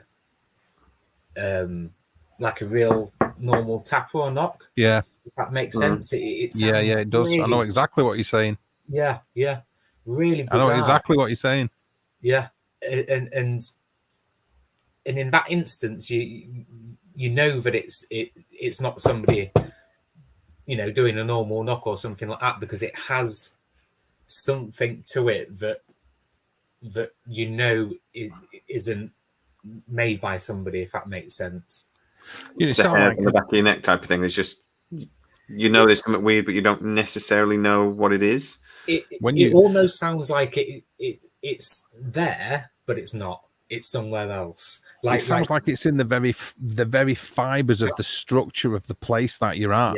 Yeah. You saw it, and I really know exactly what he's saying. It's like when Steve gave an example, and he knocked, you could sort of hear the impact of his knuckles as well as the knock, if that makes any sense. You hear the reverberation, but you're also sort of hearing the impact. It's difficult. You sort of hear it completely differently than that. It's sort of like if a mother feels like a child is threatened and gets angry because of it, like a sort of like the almost a guttural roar they can do of anger or anguish, or sometimes when you get like an inhuman type of noise, and you think that doesn't. Yeah, I know that it's somebody doing it, but it doesn't sound like they're responsible for doing it. Yeah, it's not natural, and they're the kind of noises. I know exactly what he's saying because it is so hard to describe. But it sort of comes from the same dimension, and I know that this is almost dramatizing it, but it doesn't. It's weird. It's weird. Yeah. It is. It is. I saw one video and these guys were talking about it, and they said they heard a noise like that, and they described it like that it was almost like it was in their head rather than in their ears. That was the way they tried to describe it. But then they said, but we all heard it. But it was like it was like it was in us. It was like it was all coming through us somehow, rather than. So it just sounded really unnatural. And I think that was their way of trying to describe what you're saying. That it was. That makes a lot of sense. Not like a noise. But I think that's what they're trying to say. I get you. Now I have heard both. Sorry, Jamie, my baby. But I want to pick up on it while we're here, as it were, because I've sort of like I've heard it whether you do hear it acoustically. I know that I'm hearing it because I can hear. You can tell that it's environmental. But I've also heard noises that are inside me. I can relate to it so much. I've heard noises that are sort of inside my head, as it were. Now voices a lot. And it can be like, well, there you go. Then if you're hearing voices inside your head, you got a couple of things going on, fella. You might want to visit your GP, kind of thing, or you might want to get on. You might want to get on a leather sofa and lie down and tell us about what your granddad did to you. You know, show us on the bear where you got touched, that kind of thing. And it's not at that kind of level. It's like you could take a recorder out and you can catch your EVP now. I mean, you're supposed, technically speak, you can have EVP and disembodied voices. And a disembodied voice can be an EVP, but an EVP is not necessarily a disembodied voice. So you can do a recording, an audio recording. You will hear nothing in real time, so you're not hearing a disembodied voice as such, but you will pick it up on media. You'll pick it up on the microphone of a video camera. You'll pick it up on an audio recorder. And you obviously you can't find any reason why that should be there, because there is nothing there that should have caused it, so on and so forth.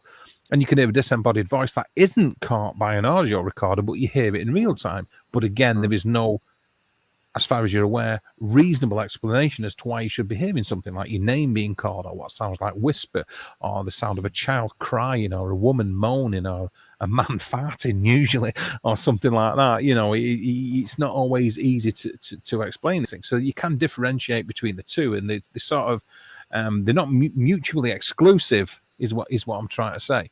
But audio is such a weird thing, and this is why I picked up on it when you mentioned it earlier. I think it is a massive part of it. It is a big part of people's experiences.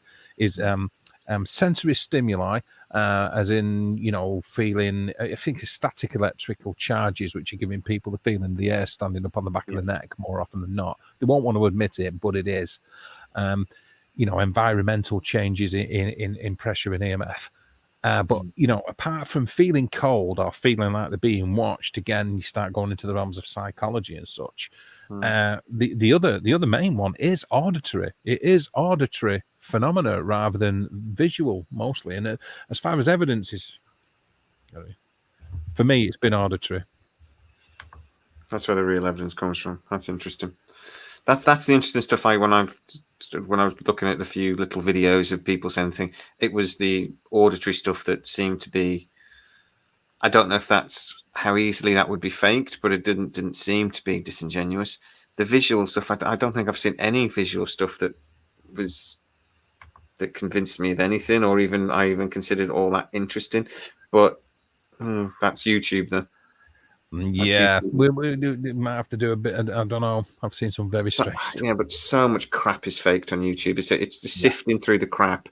For every one interesting video, there's 50 faked videos of people just trying to get clicks, and that's the same with UFO stuff as well.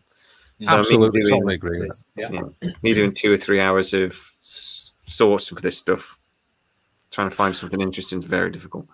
Well, I mean, it is. I can do. I'm not going to because I'm not embarrassing myself, but I can do an imitation of an owl. It doesn't mean I am an owl, but I can do an imitation of an owl. But by the same token, just because I can do an imitation of an owl doesn't mean that owls don't exist. Just because I fake the noise, you know what I mean? So yeah, the internet is absolutely replete with people doing absolutely. I know what you mean about the UFO stuff because the amount of CGI is it's belittled. It's amazing the how field, often it gets repeated as well. You've seen that but- ball of lightning going over the railway track?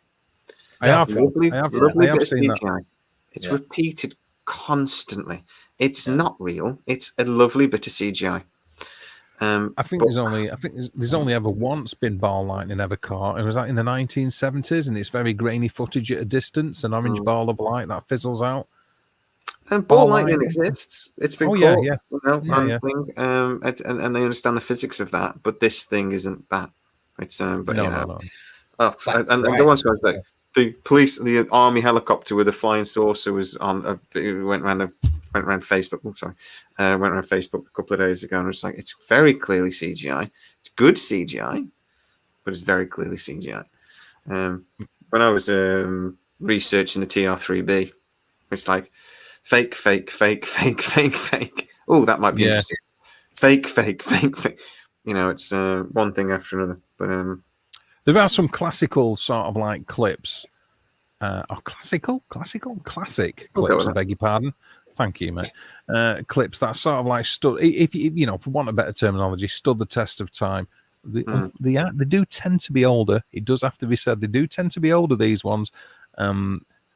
What amazes me, people can do a search for these. There's lots of them if they're out there. I mean, a big one will be, I suppose, would be Devil's Den. The apparitions that were caught at Devil's Den, the Gettysburg battlefield. That's a very interesting one. It's never been debunked. The one where it appears, I'll use another Gettysburg example. The one where it appears that something walks towards the cannons on the right hand side.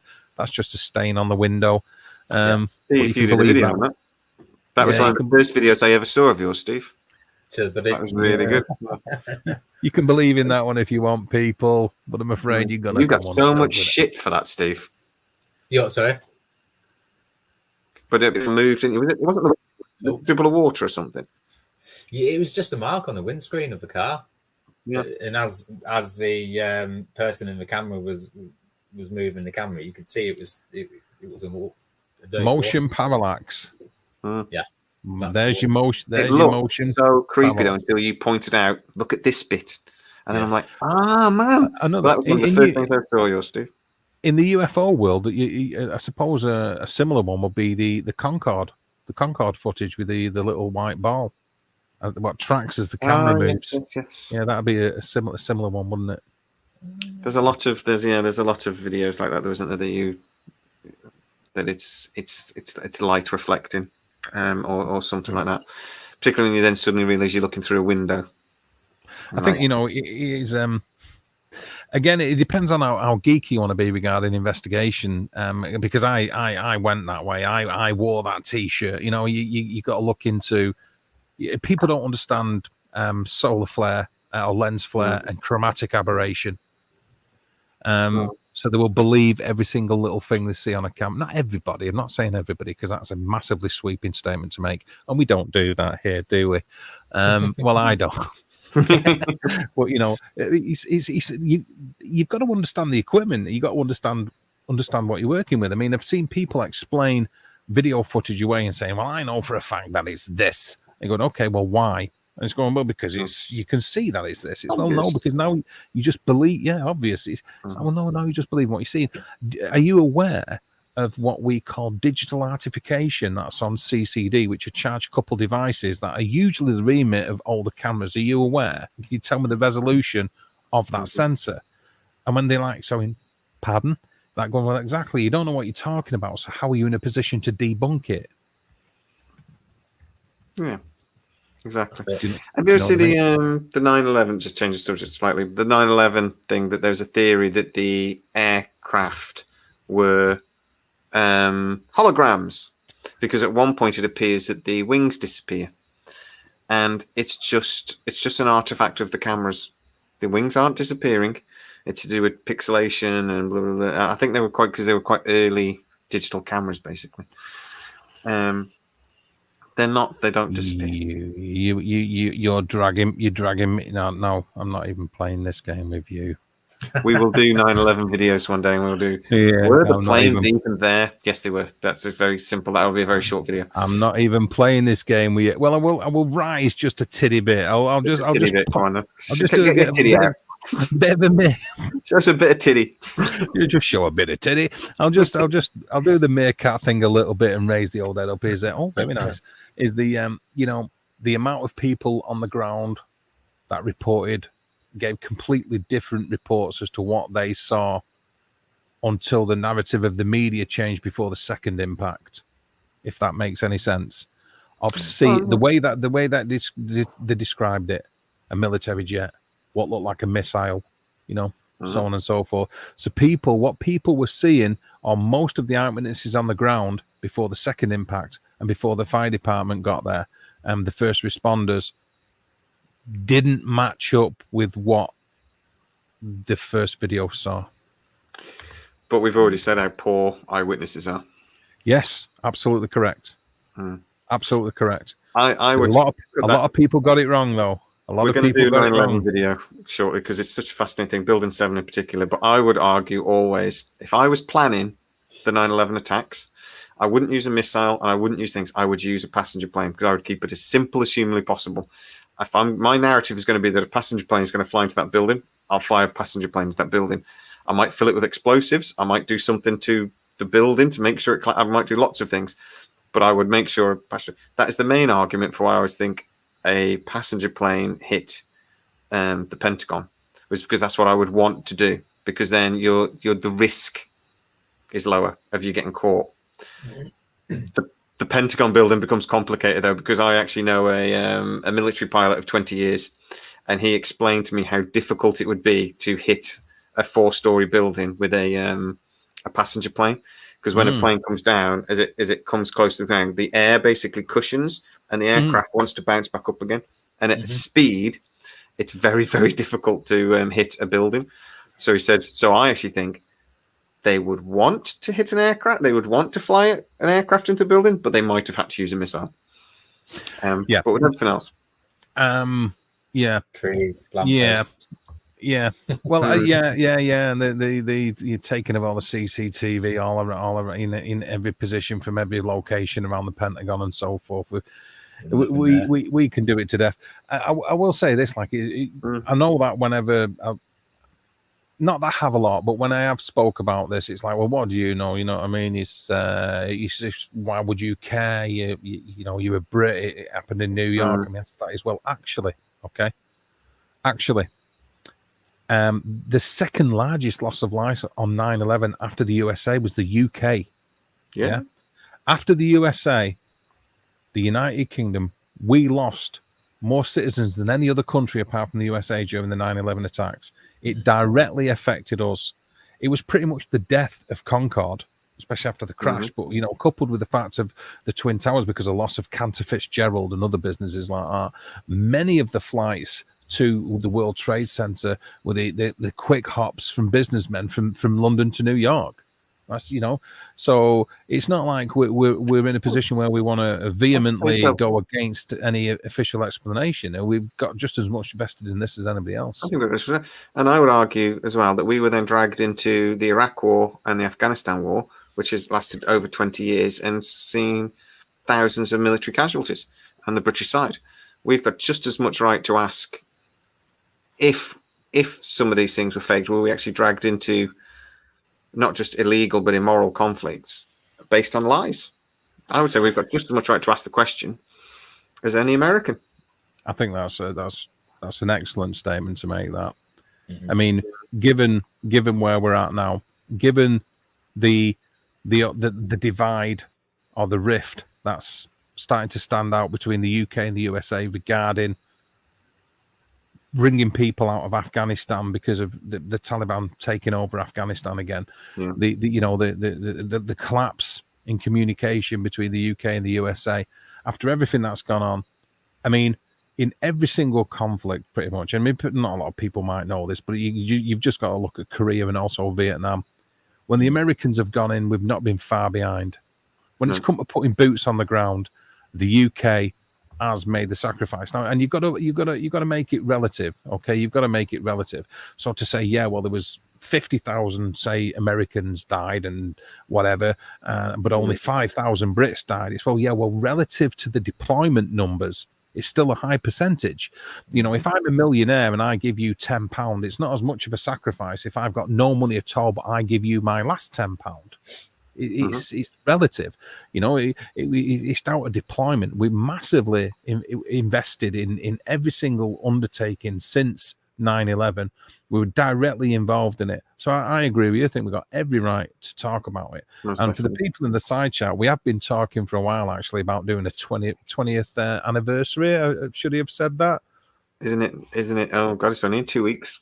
It's only in a couple of weeks, yes. Okay, well, that's what we're doing in 2 weeks, and we'll have to do a 20th anniversary and just talk about bits. For me, the Building 7 and the Pentagon are the most interesting.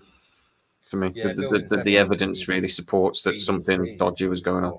But anyway, we'll leave it at that. So we'll wrap it up, and yeah, bless you, Steve. Well done. What an interesting conversation. We've had a couple of weeks off. We said we wanted to come back with something juicy, and we did. And I think it's definitely something that we are going to have to go on a ghost hunt or a paranormal investigation, to call it a better, less cheesy way of putting it, because it's something I want to experience, because I may still come away and go, I still don't believe in ghosts, but I use the word believe very carefully, because it is a belief. It's not based on evidence, and I'd like to have a little bit more evidence to base an opinion on. I don't like having an opinion that I... Should we let Dave choose where we're going to go? I think so, yeah. I have got no problem whatsoever in coming up with a location that might prove interesting, boys. Honest, I'm okay with that. Yeah, excellent. Let's do that. So I imagine next week we'll be on Dave's channel. We will have a chat about that. The following week, apparently, we're doing 9/11. So there you go. That's already set. That means that helps me no end, because I don't have to stress thinking about what subject we're going to do. So no, I'm back on it. I'm back on. Get on. So we'll think next week. But guys, thank you so much for joining us. As always, you've been amazing, and thank everybody in the chat. Your comments have been great tonight. Really interesting. You brought up a few subjects we didn't touch on because it was taking us a bit too far off the planned subject, but we will make note and discuss them in the future. Somebody mentioned Loch Ness earlier. I'm like, okay, we'll have to do a thing on that, but I think that might be a short video as well. It doesn't exist. Big sturgeon. A big sturgeon, yeah. And a few fakes, unfortunately. But yeah. Anyway, guys, thank you so much, and we'll see you next time. We'll see you next week. Cheers, chat people. Cheers, guys. Love you all. Thanks, everyone. Subscribe. Bye-bye. Bye. Thank you.